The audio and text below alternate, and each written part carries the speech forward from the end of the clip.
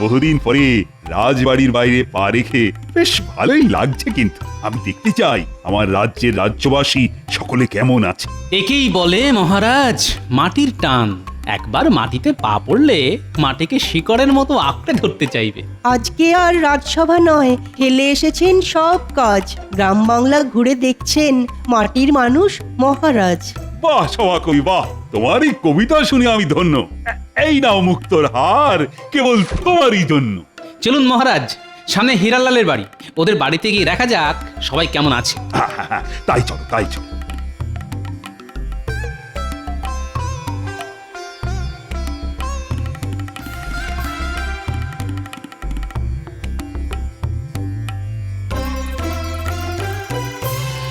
কি হীরালাল, কেমন আছো? এই ঈশ্বরের আর আপনার দয়ায় খেয়ে পড়ে বেঁচে আছি মহারাজ। তা তোমার হাম্মাগুলো মানে গরুগুলো কেমন আছে? ওরা বেশ ভালোই আছে মহারাজ। মাঝখানে ওই একটা বাছুরের পায়ে যন্ত্রণা উঠেছিল, কিন্তু এখন বেশ সুস্থই আছে। সব গরুই ভালো দুধের যোগান দিচ্ছে। বেশ বেশ, গুরুদের যত্ন নাও, আর কোনো সমস্যা হলে আমাকে জানিও। চলো চলো, সামনে মানিকলালের বাড়ি, ওর বাড়িতে গিয়ে দেখি কি করছে।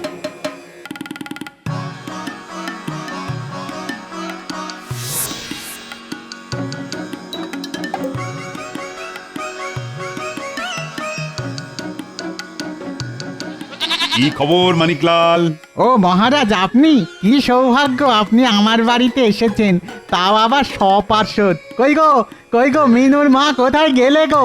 আরে অত ডাকাডাকির কিছু নেই, আমি একটু ওই রাজ্য পরিদর্শনে বেরিয়েছি, দেখি কে কেমন আছে। আমরা সবাই ভালো আছি মহারাজ। এই সংসার আর ছাগলদের নিয়ে ভালোই কেটে যাচ্ছে। মহারাজ, আপনি বাইরে দাঁড়িয়ে আছেন কেন? ভিতরে আসুন। না না না না, আজ নয়, আজ নয়, আজ অনেকের বাড়িতে যেতে হবে, পরে কোনো একদিন হবে। গেলে মহারাজ ভালোই হতো, হয়তো হালকা করে পেট পুজোটাও হয়ে যেত। হ্যাংলামুটা বন্ধ কর গোপাল। চলি হে মানিকলাল, পরে একদিন আসবো। আচ্ছা, মন্ত্রীকে তো দেখছি না। মহারাজ, ওই মন্ত্রীমশাই তো ধীরে ধীরে হেঁটে আসছেন কচ্ছপের মতো, ওই পিছনে। যাই হোক, আমাদের রাজ্যে সবাই বেশ কিন্তু সুখে শান্তিতেই আছে। হ্যাঁ, ঠিকই বলেছেন রাজপণ্ডিত মশাই। আচ্ছা ঠিক আছে, ঠিক আছে।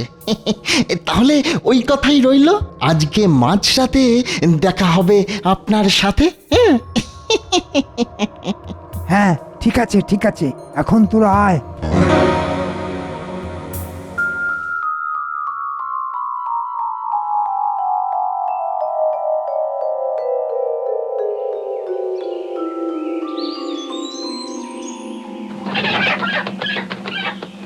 কই চুনিলাল, লালচুনি? একি মহারাজ, আপনি কি সৌভাগ্য! আসুন আসুন আসুন, ভেতরে এসে বসুন। না না, আমি তো আজকে বসতে আসিনি চুনি। তা তোমার কাজকর্ম, সংসার এসব কেমন চলছে? কোনো সমস্যা নেই তো? না, তেমন কোনো সমস্যা কিছুই নেই, সবই ঈশ্বরের দয়ায় কুশল মঙ্গলই আছে।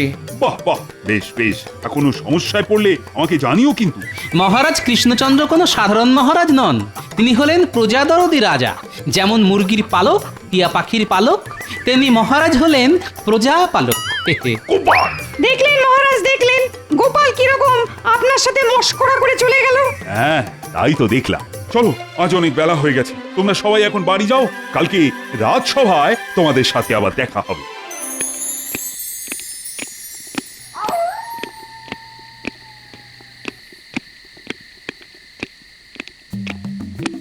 ওহ, তোরা দেখছি চলে এসেছিস। হ্যাঁ মন্ত্রী মশাই, আমরা হলাম আপনার চেলা চামুন্ডে। আপনি ডাকলে আমরা কি আর না এসে থাকতে পারি? তা কি কাজ করতে হবে মন্ত্রী মশাই? শোন, তোদের একটা কাজ করতে হবে।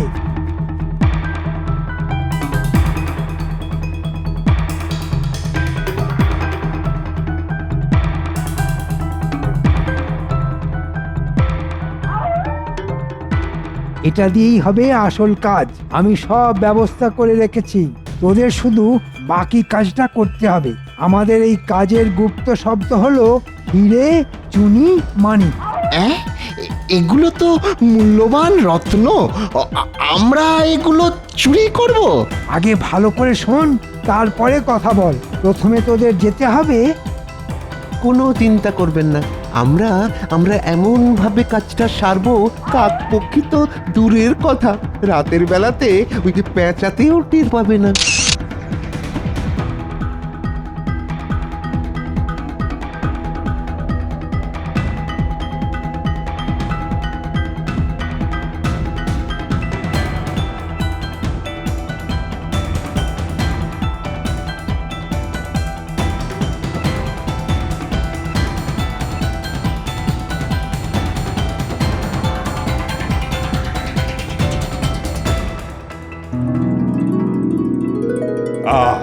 সভাসদগণ, কালকে এটা দেখে আমি বেশ খুশি হয়েছি যে আমার রাজ্যে অধিকাংশ প্রজাই বেশ সুখে শান্তিতে দিন যাপন করছে। সে তো করবেই মহারাজ, সবই আপনার পালকের গুণ।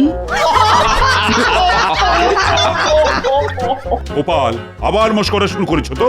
আমার কিন্তু মাথা গরম হয়ে যাচ্ছে। গোপালের টেকো মাথায় সব সময় দুষ্টু বুদ্ধি। দিন না মহারাজ গোপালের টাকটা ফাটিয়ে। মহারাজ, মহারাজ আমার সর্বনাশ হয়ে গেছে, মহারাজ সর্বনাশ হয়ে গেছে। এবার মহারাজ বুঝবে খেলা। কি হয়েছে হিরালাল? মহারাজ, রাতারাতি আমার 40টা গরু উধাও হয়ে গেছে মহারাজ। একটা নয়, দুটো নয়, একেবারে 40টা। বাহ, তার মানে চোর বেশ সাহসী চোর। 40টা গরু রাতারাতি নিয়ে পালানো তো আর মুখের কথা নয়। আচ্ছা হীরালাল, এতগুলো গরু তোমার গোয়াল থেকে চলে গেল, তুমি কোনো আওয়াজ পাওনি? না, তা তো পাইনি। অদ্ভুত ব্যাপার, কেমন একটা রহস্যের গন্ধ পাচ্ছি। সে যাই রহস্য হোক না কেন, সেটাকে উদ্ঘাটন তো করতেই হবে। আমি ভেবে দেখছি কি করা যায়। তুমি এখন বাড়ি যাও হিরালাল, বাড়ি যাও। এই কালকেই আমার রাজ্যে কোনো সমস্যাই ছিল না, আর আজকে হঠাৎ করে সমস্যা চলে এলো। গ্রহ নক্ষত্র তো আর থেমে থাকার পাত্র নয়, ওরা বন বন করে ঘুরছে, তার সাথে মানুষের ভাগ্যের চাকাও ঘুরছে। আমার চাকা এবার গড় গড় করে এগোবে, সেটা বেশ বুঝতে পারছি। ঠিক আছে, ঠিক আছে, আজ রাজসভা এখানেই মুলতুবি করা হলো। আর সেনাপতি, তুমি তো খোঁজ খবর না, ওই হিরালালের 40টা গরু গেল কোথায়? যথাজ্ঞা মহারাজ। ভেবে ভেবে আমি মাথা চুল ছিঁড়ে ফেলছি, কিন্তু কোনো কুল কিনারাই খুঁজে পেলাম না। সেনাপতি, ও সেনাপতি, কালকে যে হিরালালের 40টা গরু হাওয়া হয়ে গেল, তার কোনো হদিশ পেলে? না মহারাজ, আমি এখনো চেষ্টা চালিয়ে যাচ্ছি, কিন্তু কোনো খোঁজই পাইনি। তো সব হাম্মকের দল। ওদিকে যে রাজ্যবাসীরা বিপদে পড়ে না খেতে পেয়ে মরছে, সে খেয়াল আছে তোমার? হায় হায় হায়, আমার সর্বনাশ হয়ে গেল। হ্যাঁ? মানিকলাল, তোমার আবার কি হলো? আমার ছাগলগুলোকে কে রাতারাতি নিয়ে চলে গেছে। হ্যাঁ, কে নিয়ে চলে গেছে? আমি জানি না মহারাজ, কে আমার এত বড় সর্বনাশ করলো। আপনি কিছু একটা করুন।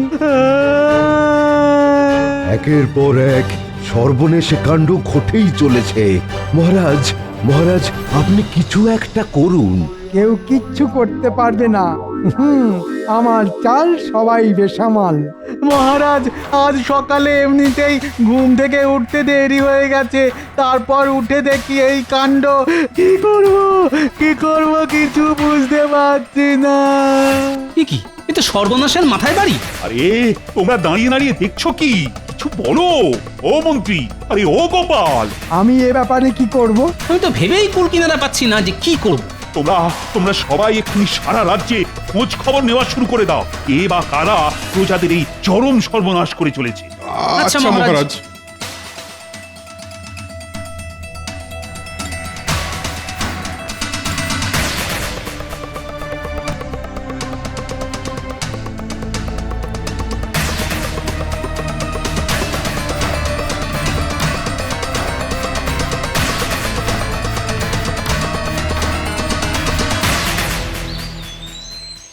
কেলে পচা, আরে কেলে পচা।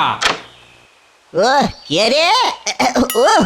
ও গোপাল দাদা, বলো তা হঠাৎ তুমি আমার বাড়িতে? ঘরে চল, সব বলছি।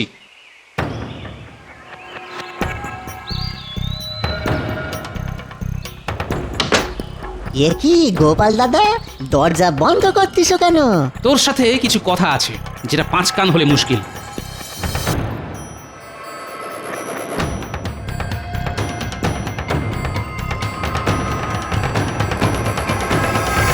এ মা সি সি সি, এসব কি বলতিস গোপাল দাদা? তোমার কথা মতো আমি চুরি সামারি অপহরণ এসব বাজে কাজ একদম বন্ধ করে দিয়েছি, এই বিশ্বাস করো তুমি। আচ্ছা তাই বুঝি? তাই এগুলো কে করছে শুনি? বিশ্বাস করো গোপাল দাদা, আমি কিছুটি জানি না গো। শুধু ভালো কাজের জন্য তুমি চুরি করতে বলো, তখনই আমি করি, নইলে আমি ওই রাস্তায় আর কোনোদিনও হাঁটবো নি গো দাদা, সত্যি বলতেছি তোমারে। ঠিক আছে, তুই যখন করিসনি তখন কেউ তো একটা করছেই, আর যেই করুক না কেন সেটা তোকেই খুঁজে বের করতে হবে। কি করতে হবে বলো গোপাল দাদা? তোকে আজ রাতে রাজ্যের চারিদিকে পাহারা দিতে হবে। কেউ কোনো পশু পাখি চুরি করে রাজ্য থেকে অন্য কোথাও নিয়ে যাচ্ছে কিনা সেটা জানতে হবে। আচ্ছা গোপাল দাদা।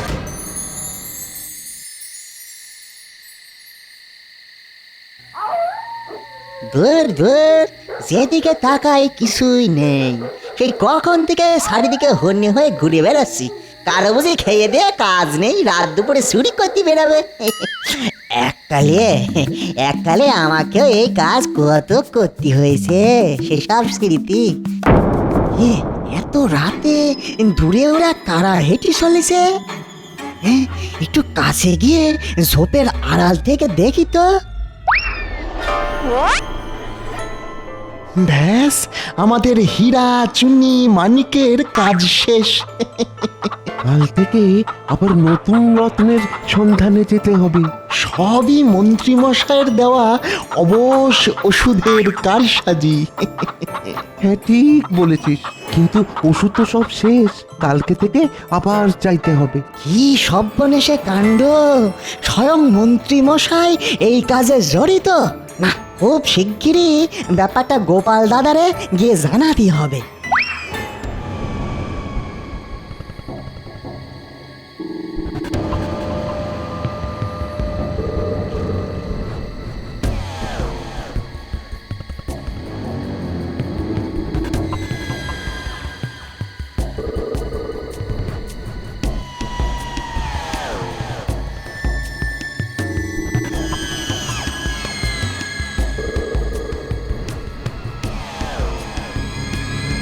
সেই কখন থেকে অপেক্ষা করছি, কিন্তু এখনো কেলে পচা এলো না। মনে হচ্ছে আজকে আর চুরি চামারি কিছু হবে না। যাই, ঘুমোতে যাই।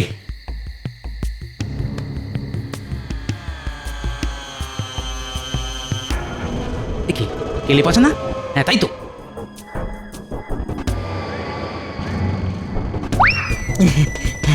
হ্যাঁ হ্যাঁ গোপাল দাদা, সব খবর জানতে পেরেছি। আয় ভেতরে আয়।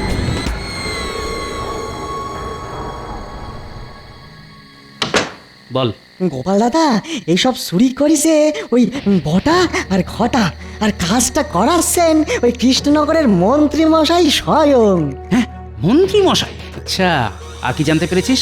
আর কি, ও অবশ বলছিল, ঠিক বুঝতে পারিনি গো গোপাল দাদা। অবশ? সেটা আবার কি? আচ্ছা আচ্ছা ঠিক আছে, তুই তোর কাজ করেছিস। আর হ্যাঁ, তুই যে সব দেখেছিস আর আমাকে বলেছিস, এই ব্যাপারটা যেন কেউ জানতে না পারে। তুমি একদম নিশ্চিন্তে থাকো গো গোপাল দাদা, কেউ ঘুণাক্ষরও কিছুটি টের পাবে না গো। এই নে তোর বকশিস, যা বাড়ি যা।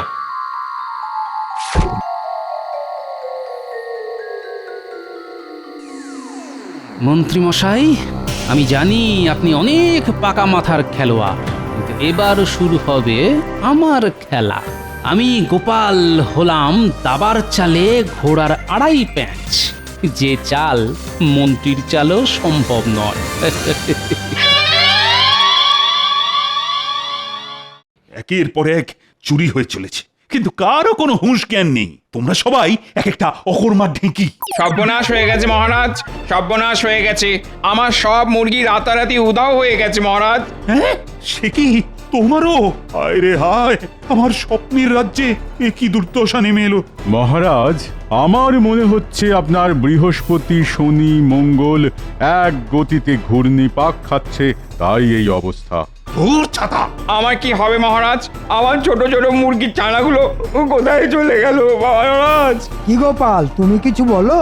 তুমি তো এত বিচক্ষণ বুদ্ধিমান প্রজা, তোমার তো এই রাজ্যের বিপদের সময় সকলের পাশে দাঁড়ানো উচিত। আমি নিজেই তো বিপদের মধ্যে ডুবে আছি, আমি কি লোকেদের পাশে দাঁড়াবো? তোমার আবার কিসের বিপদ? আর বলবেন না মহারাজ, আমরা এক দুঃসম্পর্কের আত্মীয় আজ সকালে আমাকে একটা গরু দিয়ে বলল, গোপাল আমি কয়েকদিনের জন্য তীর্থযাত্রা যাচ্ছি, তুমি এই কয়েকদিন ওকে লালন পালন করো। হ্যাঁ, তোমার আবার কোন সুসম্পর্কের আত্মীয় গোপাল? আমার শ্বশুরের বড় মেয়ের দাদার ভগ্নিপতির মামার বোনের ছেলে। কি বললে? তোমার শ্বশুরের বড় মেয়ে? তারপর তারপর আমার তো ভয় হচ্ছে যদি রাতের বেলা ওই গরুটাও কি ওরকম ভাবে নিয়ে চলে যায়, তখন তো চিরের 22 ফের হয়ে যাবে মহারাজ। আমার গরুর জন্য সুরক্ষার ব্যবস্থা করুন। এই গরু বিদেশি গরু মহারাজ, একদিনে 20 সের দুধ দেয়। চুরি হলে সর্বনাশ হয়ে যাবে। কেন, তুমি নিজে গরু পাহারা দেবে?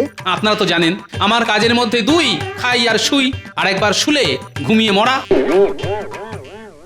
চুনিলাল, তুমি এখন এসো। আমি যত তাড়াতাড়ি সম্ভব তোমার সমস্যার সমাধান করার চেষ্টা করব। আচ্ছা মহারাজ।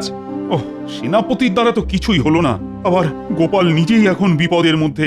উফ, এখন কি আমার পাশে কেউ নেই যে এই প্রজাদের দুর্দিনে আমার কাজে আসবে? মহারাজ, যদি আপনি অভয় দেন তাহলে আমি একবার খোঁজ খবর নিয়ে দেখতে পারি কে বা কারা এই কাজ করছে। আচ্ছা মন্ত্রী, তাই দেখো যত তাড়াতাড়ি সম্ভব এর সমাধান চাই। আমি যে প্রজাদের কষ্ট কিছুতেই মেনে নেব না। যথা আজ্ঞা মহারাজ। বাবা, এটা দেখছি ডাকাতকে দিল সেপাইয়ের কাজ। নে বাবা নে, তোর জন্য যথেষ্ট খাবারের বন্দোবস্ত করে দিয়েছি। এবার আমাকে চোর ধরার বন্দোবস্ত করতে হবে।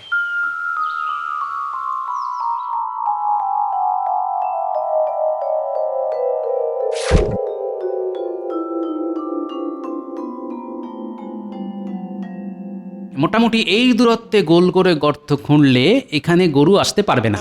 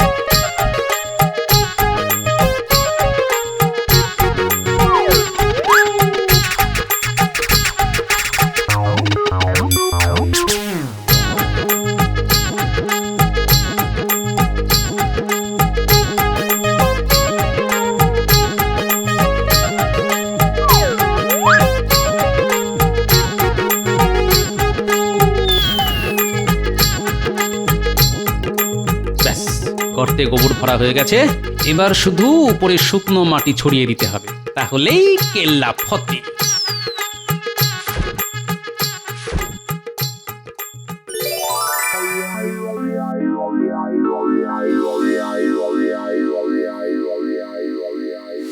প্রহরী, চটপট মহারাজকে ডেকে আনো, খুব জরুরি দরকার। বলো গোপাল ডাকছে। আচ্ছা, এক্ষুনি ডাকছি। ওই তো গোপালের গরু দেখা যাচ্ছে গাছতলায় বাঁধা।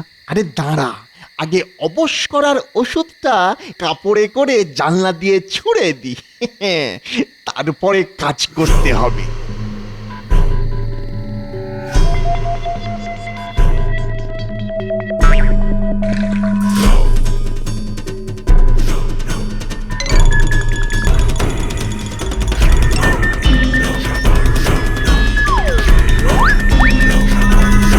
চল এবার চট করে গরুটাকে নিয়ে যাই। হ্যাঁ চল।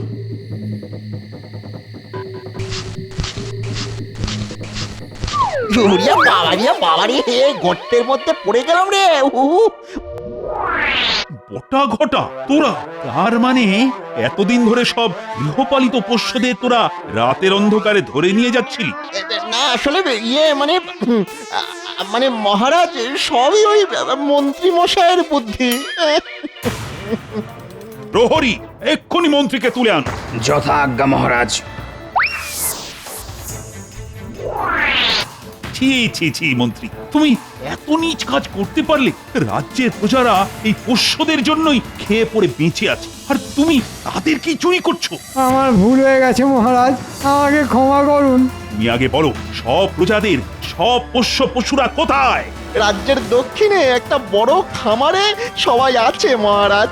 যাও প্রহরী, যাও, তুমি এক্ষুনি সব পশুদের উদ্ধার করে প্রজাদেরকে ফিরিয়ে দেওয়ার ব্যবস্থা করো। আচ্ছা মন্ত্রীমশাই, সবই যখন জানা গেল, এখন অবশ্যের ব্যাপারটাও জানিয়ে দিন। মন্ত্রী বলো। আগে মানে একটা অজ্ঞান করা রাসায়নিক ব্যবহার করেছিলাম মহারাজ। তাহলে বেশ কয়েক ঘন্টা অজ্ঞান হয়ে থাকবে আর কেউ কিছুই বুঝতে পারবে না। কই কই দেখি ওষুধটা।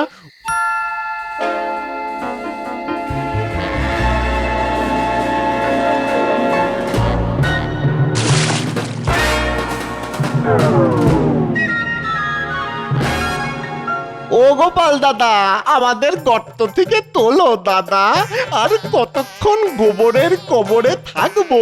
ও গোপাল দাদা। ওই তো মন্ত্রীর জ্ঞান ফিরলেই তোদের তুলে দেবে। আচ্ছা গোপাল, তোমার এই দুঃসম্পর্কের আত্মীয়টা কে? আমি কিন্তু অনেক ভাবলাম, কিন্তু এখনো বুঝতে পারলাম। এটা তো আমারই গরু, মন্ত্রী আর বটা ঘটাকে ধরার জন্য কিনেছিলাম। কিন্তু তুমি যে বললে তোমার শ্বশুরের বড় মেয়ের দাদার ভগ্নিপতির মামার বোনের ছেলে। হ্যাঁ ঠিকই তো বলেছি। আমার শ্বশুরের বড় মেয়ে আমার গিন্নি, আমার গিন্নির দাদা আমার শ্যালক, আমার শ্যালকের ভগ্নিপতি আমি, আর আমার মামার বোন আমার মা, আমার মায়ের ছেলে আমি। তার মানে কি দাঁড়ালো মহারাজ, আমারই গরু, তাই না? হ্যাঁ নয় হ্যাঁ। গোপাল তুমি পারো বটে।